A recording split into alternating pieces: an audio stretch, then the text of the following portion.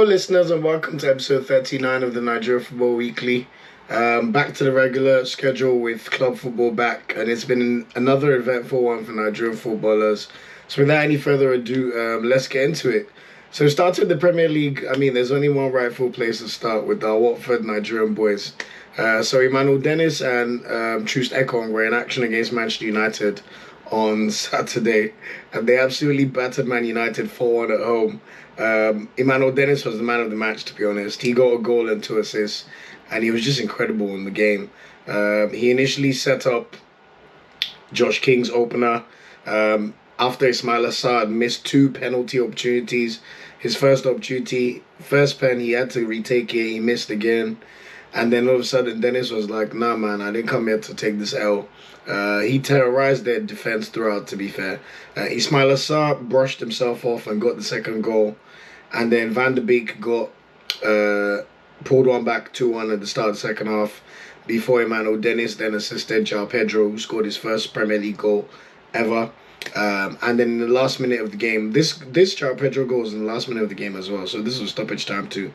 And then Emmanuel Dennis, last kick of the game, long punt from Ben Foster. He literally pitches the ball off another Watford player and just smashes it into the bottom left-hand corner to cap what was just an incredible display, really. Like, he was really, really good.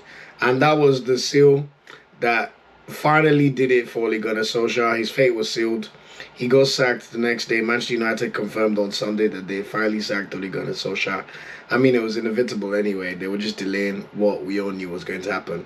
But yeah, shout out to the Watford boys. Emmanuel Dennis was so impressive. And when you get a performance like that against Manchester United, it gets the wider football world talking. You're a match of the day. They talk about you. All the usual journalists are at least more aware of who you are, which is great to see for Emmanuel Dennis. And it helps back up my agenda about how he's somehow not in the national team. I don't understand it. So now that he keeps putting in these performances, the clamour is going to keep growing for him to be back in the Nigerian national team. And that's what we want to see. Unfortunately for Troost Ekong, he started on the bench again with Nicolas Nkulu starting in his place, the Cameroonian. However, Nkulu got injured around the 50th minute mark, so Ekong came into the game. And he was fairly solid, to be fair, although Manchester United did create a lot of opportunities and probably should have equalised before Watford absolutely just steamrolled them towards the end of the game. But anyway, next up for them, they play Leicester City away on Sunday, so it'll be another battle between our Nigerian players with Watford playing Leicester City. In fact, that game will have a total of... If this game was played next season, this game could have 7 Nigerian internationals on the pitch, with Lukman Ndidi, Iheanacho, Dennis, Ekong, Etebo, and Maduka Okoye if he comes into Watford's lineup. Although Ben Foster was really, really good, it must be said. But yeah, moving on to the Leicester City boys. Another very disappointing performance for Leicester, it must be said. They got absolutely schooled by Chelsea. 3-0 battering, to be honest. It was the early kickoff on Saturday. Ademola Lookman and Wilfred Ndidi did both started the game, with Kelechi Iheanacho coming off the bench again. Anthony Rudiger put Chelsea ahead in this game with the great header to make it 1-0. Before N'Golo Kante turned into bloody De Bruyne or something. He just made this mazy run, took the ball. Actually, De Bruyne's probably not the right person to use, but anyway, he took the ball from Chelsea's defense, just ran past about 3 players, including Ndidi, and finished with his left foot. It was fantastic, magical. There's something about players when they're playing their old teams that just seems to bring out the best in them, innit? And then Hakim Ziyech then worked some magic on the right wing and pulled the ball back for Christian Pulisic to wrap up the tie. So it means Leicester are currently in 12th position. It's really not been a good start at all. Next up for them, they play Legia Warsaw in the Europa League on Thursday. It's a big chance for them to actually go above Legia Warsaw, because at the moment they're 1 point behind Legia Warsaw in the Europa League group. Napoli currently top the group, and they have Legia Warsaw and then Leicester, who are a point behind. So Leicester would be desperate to make sure that they clinch one of the 2 spots to go into the round of 32 for the Europa League, because ironically they were one of the favourites at the start of the season. And they're actually at home, so if they could win, they'll lead for Legia Warsaw with 1 game to go. Although their last game was against Napoli, so we'll see about that one. And then on Sunday, of course, they'll be playing Emmanuel Dennis and co. So we'll see if Leicester could bounce back. Although the way Watford played against Man United, I would not be surprised if Watford could somehow get another smash and grab win. But the thing with Watford is they're just very Jekyll and Hyde. One great performance, one bad performance. One great performance, one bad performance. One great performance, one bad performance. So let's see what they bring to the table on Sunday in the Prem. And then moving on to Alex Iwobi at Everton. Alex Iwobi came off the bench. He replaced Amari Gray, who got injured after 17 minutes in a 3-0 loss away to Manchester City. I told you it'd be a routine Man City win anyway, so no surprises here. However, João Cancelo scored one of the best, literally best, not scored, sorry, assisted one of the best assists I've seen in a long, long time, basically. So he basically had the ball, and with the right of his boot, he just scooped it into Raheem Sterling's path from outside the box. And Raheem Sterling literally one touch finished into the bottom corner. It was an all-around great goal from Man City, to be fair, and you just have to say, João Cancelo looks imperious. Him and Trent Alexander-Arnold and Reece James right now just look like they're redefining what the right-back position could be like ever since Dani Alves came on the scene. Rodri also scored a screamer in that game. So really, really good performance from Man City all around. And then Bernardo Silva got his goal as well. He was really, really good again in this one. But Everton, man, they are missing Dominic Calvert-Lewin badly. Alex Iwobi was all right, to be fair. Didn't stand out. Didn't look terrible either. But just a bit of a mad performance, to be fair. But yeah, next up for Everton, they go away to play Brentford on Sunday. Speaking of Brentford, Frank Okereke came off the bench to help Brentford to a 3-3 draw against Newcastle. Actually, one of the goals for Brentford, their third goal, Frank Okereke took the shot, but it got a bit of a deflection off Jamal Lascelles and was given as a Lascelles' own goal. But I think Okereke tried to claim the goal to be his first Premier League goal, but I don't really think it was his goal because it was going slightly wide. But anyway, decent performance from him. Hopefully he could start their next game against Everton, which is at home on Sunday. And finally, Ivan Toney scored, so thank God. Finally got some FPL points. So that was definitely much welcome. It was a topsy-turvy game, to be fair. I mean, we had two 3-3 draws in the Prem on Saturday, so it was proper box office Premier League stuff. And then speaking of the other results in the Prem, so apart from the games involving our Super Eagles players, Aston Villa beat Brighton 2-0 in Steven Gerrard's first game in the Premier League, courtesy of Ollie Watkins. Ollie Watkins scored a great goal in that game. And Tyrone Mings as well, man. Tyrone Mings, his goal was like a striker. I was very, very surprised. He just took it really excellently. Burnley Crystal Palace, that was 3-3 as well. Christian Benteke scoring a brace in that one. Maxwell Cornet, he's got 5 goals in 7 Premier League starts. And all the 5 goals he scored, I was listening to a podcast today and they described it superbly. They said Maxwell Cornet scores goals that you would not expect Burnley to score. And that's just so true. Like, honestly, all his goals have been bangers. Like, just check out his goal for Burnley's third goal against Crystal Palace. One touch. He did, like, literally first time volley into the top corner. And he just looks a cut above the rest of his teammates, to be honest. But fair play to Burnley for splashing the cash. Norwich beat Southampton 2-1 in what was Dean Smith's first game in charge of Norwich. Literally wasn't even out of a job for that long. He got sacked for Aston Villa lose to Southampton, and his next game after the international break is winning Southampton 2-1 at home. However, they're a bit lucky because Southampton pretty much dominated the first half. But hey, you win some, you lose some, and you take your wins when they come your way. And then also, Raul Jimenez was in really good form. He scored a great goal after a cutback from Daniel Podence for Wolves as they beat West Ham 1-0. And then Liverpool, they absolutely thrashed Arsenal, man. I told you they were going to batter us anyway, so no surprises there. But yeah, for the first 30, 35 minutes, we were competitive, we were in the game, and then Ramsdale had made a few good saves, and then Sadio Mane scored from a free kick header. And then Nuno Tavares, I don't know what happened to him in that second half, but it's one of the most shocking second halves I've ever seen from a Arsenal player, to be honest.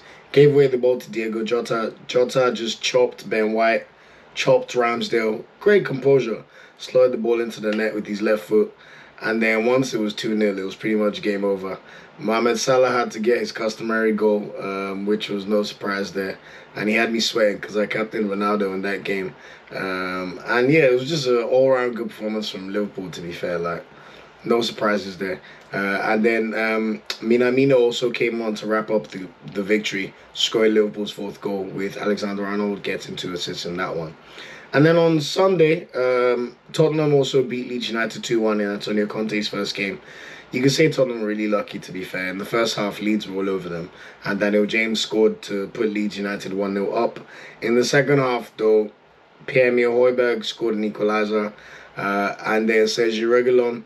You could commend the effort, but it was a bit lucky to score the equaliser, the winning goal for Tottenham. So Eric Dyer played in the free kick that got deflected onto the post. And then the rebound dropped on Reguilon, but he was following in, to be fair to him, and he slotted it in for a 2-1 lead for Tottenham. So that's it in terms of the Premier League fixtures for the weekend. Chelsea stay on top spot, 29 points, followed by Liverpool, 26 points, followed by Man City, 25 points. Those three are pretty much setting the pace in the Prem, to be fair. And then you've got West Ham, who remain fourth despite their loss, 23 points, and Arsenal, we remain fifth despite our loss on 20 points.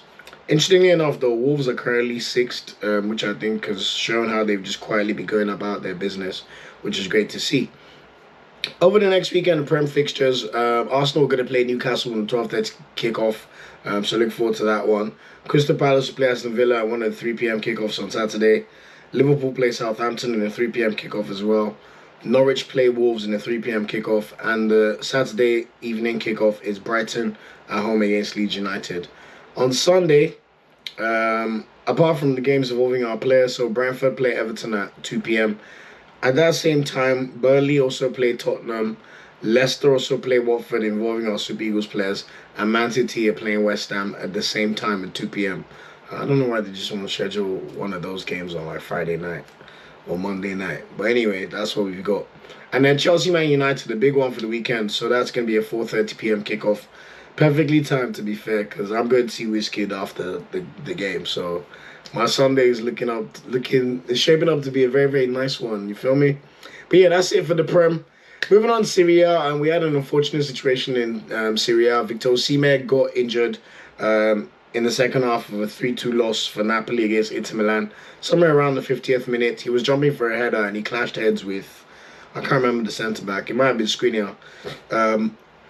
So this means that not only have Napoli lost their unbeaten start to the season, it kind of was not too bad because AC Milan also lost their first game of the season to Fiorentina. Dusan Vlahovic got a brace. So Napoli stay in top spot. But apparently Osimhen suffered a fractured eye socket and cheekbone. So he will have a surgery tomorrow. I'm recording this on Monday, so he'll have a surgery on Tuesday, according to Napoli's Twitter account.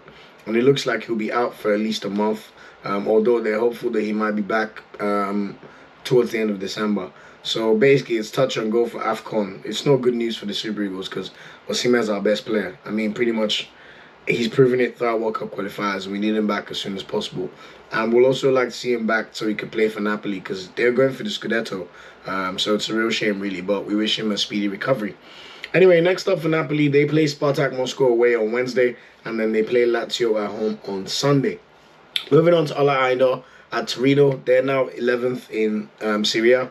He started their game earlier tonight on Monday and played 63 minutes as they beat Udinese 2-1, at home. So pretty good, and he continues to start games, but somehow Guerrero thinks it's okay to start Abdoulaye Shehu or Jamilu Collins over him. Anyway, thank God he's almost out of here. Next up for Torino, though, they play Jose Mourinho's Roma away on Sunday, and that'll be a tough tie. Roma were really impressive yesterday. I watched them. They beat Genoa 2-0. Shevchenko is now Genoa's manager, and this Ghanaian player, Afeni Jayan, oh my God, he had asked himself in great fashion. He scored a winning goal in the 83rd minute, and the last kick of the game, he just grabbed the ball and just spanked it into the top corner with his right foot. And I'm sure you've seen the social media today with Jose Mourinho buying him a pair of Balenciagas. But, man, he deserved it, man. What a great introduction to Serie A for the Ghanaian. Moving on to Venezia and our boys. David Okereke scored the winner yet again for Venezia. A nice dinked finish in the 61st minute to secure a 1-0 win over Bologna away on Sunday.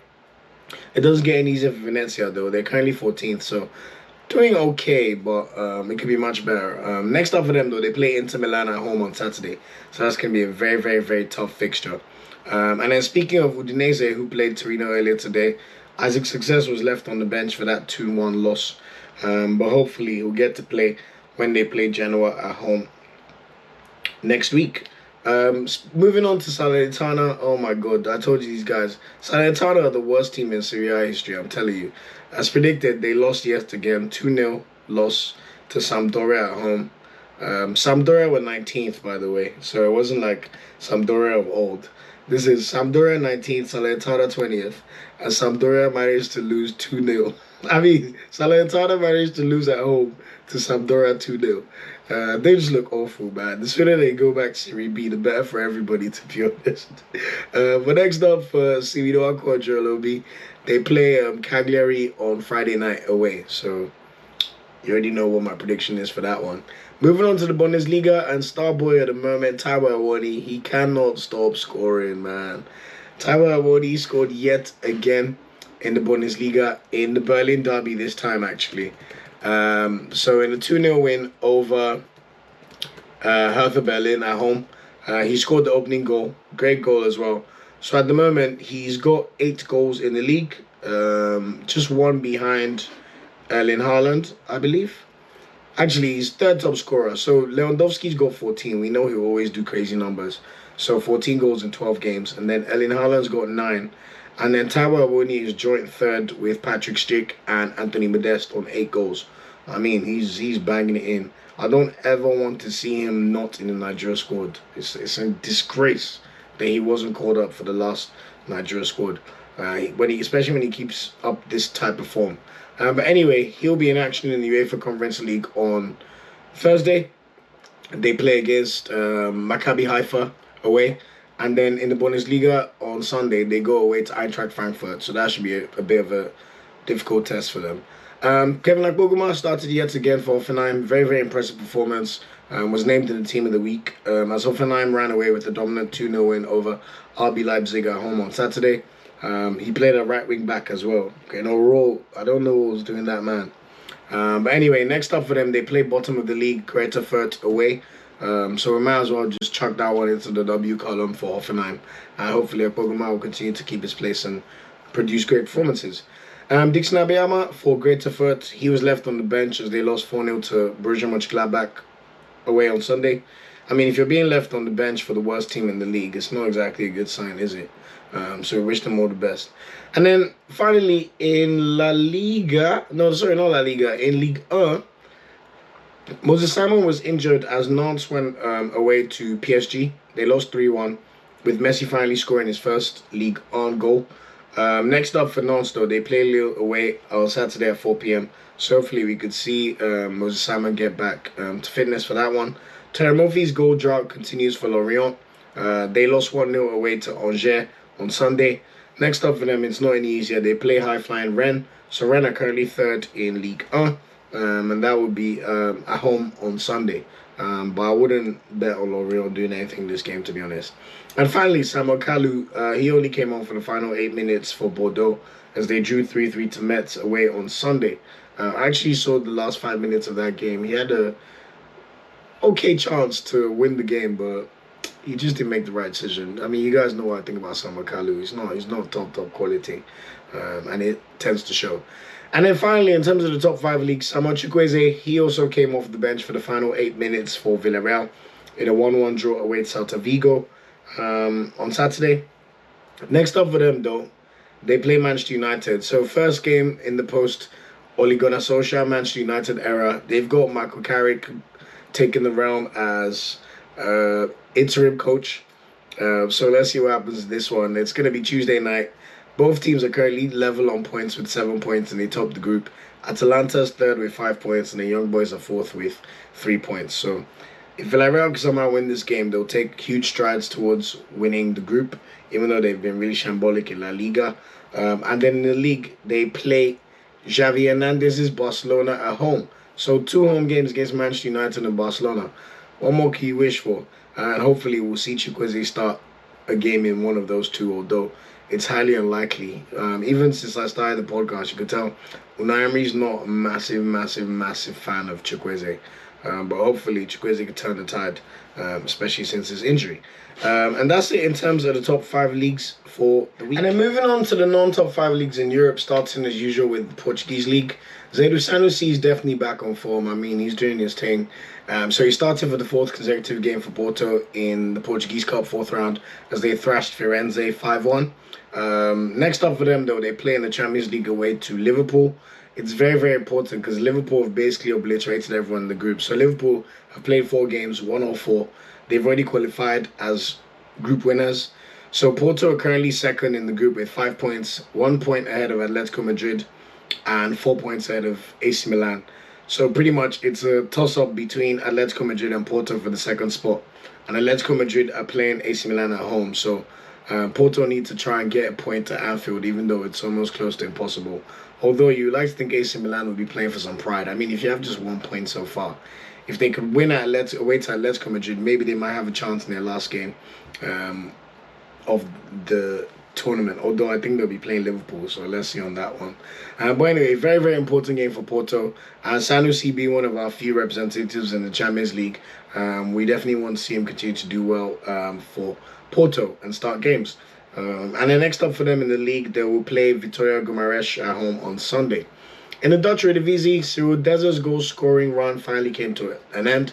He came on for the final 24 minutes in Feyenoord's 4-0 win over PEC Zwolle. So they currently remain 3rd in the league, so doing pretty well. If you're behind Ajax and PSV, it's never a bad sign, but I'm sure they'll like to push on, especially competing with PSV for that second spot. They're also in action in Europe on Thursday in the UEFA Conference League. They play Slavia Prague away, and then they play Twente away on Sunday. Speaking of Twente were in action against Marca Kuya Sparta Rotterdam on Saturday, and Sparta Rotterdam actually lost 1-0 courtesy of a penalty. So Marca Kuya was close to a clean sheet, but unfortunately it was not meant to be. Next up for him, though, he plays the literal kings of the Netherlands. So Sparta Rotterdam are at home against Ajax Amsterdam on Sunday. So hopefully Marca Kuya can put in a very good performance to further his reputation in this game. And then moving on to the Belgian league, Alassane Youssouf and Friol Antwerp are currently in 2nd place in the league. He came off after half time. It was probably a bit of a disappointing performance, or maybe he was just getting rested for the Europa League. But they actually lost to a team called STVV away, 2-1. It's seen them drop a few ground in terms of the Belgian league title chase. Still early days, but the team that's actually first is called Union Saint-Gilloise, I think. And they actually just got promoted, which is crazy. I know. But anyway, we'll see if Alassane Youssouf retains his starting place against Frankfurt away in the Europa League on Thursday. And then they play KV Ostersund at home on Sunday in the league. Speaking of Polonaccio and Genk, they've been struggling in the league, boy. They've now dropped down to 8th in the Belgian division. It's been a disappointing one. They lost 2-0 away to KV Berchut away. And Onuachu started the game. He scored a lot of goals at the same time, but at the same time, you feel like he's definitely not having the kind of season he had last season. So I hope he hasn't lost his opportunity for that one final big move. But anyway, he needs to focus on the Europa League. So on Thursday, they play Dynamo Zagreb away and we know how tough that fixture is. Anybody who goes to Croatia always finds it tough in Zagreb. And then they play Club Brugge at home on Sunday, which is by no means an easy fixture either. I know that's a tough one all the time. Moving on to Scottish Premiership, and the Rangers boys, they had their new manager, Giovanni Van Bronckhorst. And usually you see a bit of a new manager bounce, but Rangers, it was the opposite. It was like losing their manager unexpectedly just shocked them out of doing what they usually do. So they played the Scottish League Cup semi-final against Hibernian, and they lost 3-1. I know. Joe Aribo and Leon Balogun both started the game, which was good to see though. And then Calvin Bassey came off the bench for the last 10 minutes. But anyway, they can't be too disheartened because they've got to play the Europa League on Thursday. And also, they've got more important stuff with the league. So basically, because of the UEFA coefficients, whoever wins the Scottish League this season will more than likely get a place in the Champions League automatically. So very, very important for the Scottish League and their development. But first of all, they play Sparta Prague at home on Thursday in the Europa League, and then on Sunday they go away to Livingston. Just a few more to go now. In the Turkish League, Anthony Okereke is in action for Trabzonspor. So they're currently first in the Turkish League. He got an assist in a 3-0 win over Gaziantep at home on Monday. So they remain top by about 7 points. Their next game is Fatih Karagümrük away on Sunday. So Ahmed Musa's team, they're really dominating the Turkish League, to be honest. And then Çaykur Rize's Alanyaspor, they're in 4th place. They beat Beşiktaş 2-0 at home on Saturday to go 4th. So really impressive performance from them as well. They play at Antalyaspor away on Saturday. So there's Alanyaspor and there's Antalyaspor. And then Bratislava Samos Fenerbahce, they moved up to the 5th position in the league after they scored a last-minute winner to beat Galatasaray away. That's one of the big derbies, if not the biggest derby in Turkey. This was on Sunday, and Mesut Ozil actually scored the equalizer for Fenerbahce, which was good to see, before Miguel Crespo scored the last-minute winner in that one. So they'll be playing Olympiacos away on Thursday in the Europa League, and then they play Göztepe away on Monday in their league game after the Europa League. And then finally, Ahmed Musa came on for the final 12 minutes for Fatih Karagümrük in their 3-1 win over Kasımpaşa away on Sunday. I mean, when someone's not starting for Fatih Karagümrük, you see how insulting it is that they're calling him Super Eagles captain. It's just disrespectful, to be honest, but story for another day. And it doesn't get any easier. We know they play top of the league Trabzonspor, so I'm sure Anthony Okereke and co will probably give them the work in that game. Actually, Trabzonspor, Fatih Karagümrük at home, but I'll still put my money on Trabzonspor for that one, to be honest. In the Russian league, Okereke was in action in a 0-0 draw for CSKA Moscow. They drew against Khimki at home on Sunday. Not a good performance. However, it's the big one in the Russian league next. So they're at home against Zenit St. Petersburg, who are the champions and top of the league in Russia. So hopefully, I just want Okereke to have a good performance, because if he plays well against the best team in the league, that usually means good news for your career and with all the scouts around. In the Greek league, Hertha started and played 68 minutes in a top-of-the-table clash between Olympiacos and AEK Athens. So they went away to AEK Athens and beat them 3-2, which is always a great performance. And that meant that their lead has been stretched to 6 points. So they'll be in action against Fenerbahce in the Europa League on Thursday, and then they play at home against Volos on Sunday in the league. In Sweden, quickly, in the St. Bonke's Malmö, they're 1 point ahead of second place with 2 games to go in the Swedish league. They drew 2-2 against BK Häcken on Saturday, which is a bit unfortunate, but they should still wrap up the league. They've still got Champions League to play, so they play Zenit St. Petersburg tomorrow on Tuesday in the UCL, and then they play Kalmar FF away on Sunday. Akinkunmi Amo at Hammarby, he started in a 4-0 win over Degerfors away on Sunday. They're now 5th, and then they play Halmstad away. And then finally in Cyprus, Abdullahi Shehu and Francis Zoho both started games for FC Omonia. Actually, scratch that. There was no game for them this weekend for some reason. Scratch that. So in Cyprus, there was no games. And Starboy of the Week, I mean, it's an easy one. If you play in the Barclays Premier League against Manchester United and you get a goal and 2 assists, I'm sorry, you're the Starboy of the Week. Nobody else can be a Starboy over you. So we salute you, Emmanuel Dennis. I haven't read today that he came from the Choir United's academy. So shout out to Choir, man. Big things happening. And I'm sure as long as there's a brain at people at the NFF, we will see Emmanuel Dennis in the Africa Cup of Nations squad, because he's performing way too well for us not to. And then just in terms of Nigerian news, it looks like Greno Rowe is still going to be sacked. So let's see what happens on that front. Oluwashina Okereke tweeted that former Serbia manager Mladen Krastajic was apparently the favorite to replace him. He doesn't have a good record. I don't know why they're looking at him. But apparently an NFF source mentioned to him today that they've received more applications than they expected. So we'll see what happens with that scenario.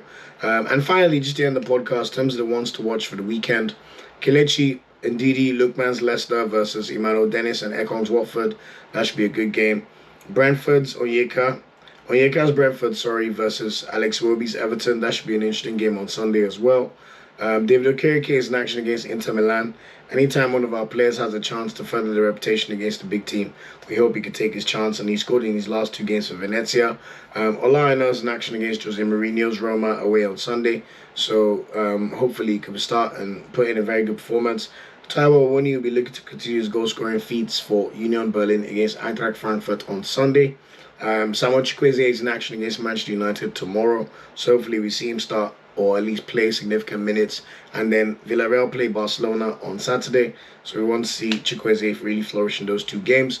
Maruka Okoye, Sparta Rotterdam are in action at home against Ajax, so another one where he could just increase his reputation at least in the league before he moves to Watford. And then we've got Anthony Nwakaeme's Trabzonspor playing against Fatih Karagümrük, who have Ahmed Musa. And then finally, Chirag GK's CSK Moscow are in action against top of the table Zenit St. Petersburg at home on Sunday in the Russian League. And that's it for this episode of the podcast. Thanks again for rocking with me. Please remember to subscribe to our YouTube channel. I try to post this once a week on Q every Tuesday. Please follow us on our social media channels at NFWPOD on Twitter, at Nigeria Football Weekly on Instagram, and Facebook.com/Nigeria Football Weekly. And you could also find us on YouTube. Our channel is Nigeria Football Weekly in case you're listening to this on the podcast. You can also email us. Our email is nigeriafootballweekly@gmail.com. Suggestions or any information about Nigeria football is always welcome. I appreciate every single listener. Thanks again for rocking with me, and enjoy the football this week. Peace out. Take care. Thanks for watching this video. Please like, share, subscribe, and click the bell to get a notification whenever we drop a video. You can also find our social media channels listed below. And of course, up Super Eagles and Nigeriano the ever carry last.